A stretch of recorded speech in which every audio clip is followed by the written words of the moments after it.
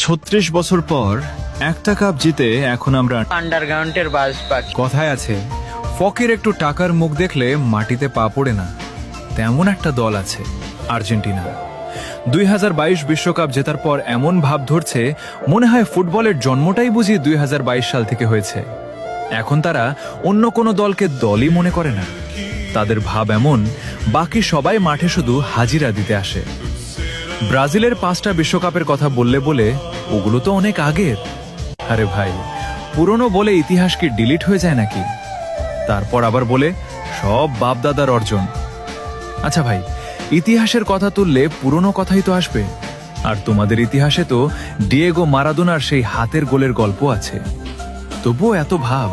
আর আমাদের বাপদাদাদের ছিল জমিদারি। 5টা কাপ রেখে গেছে উত্তরাধিকার হিসেবে।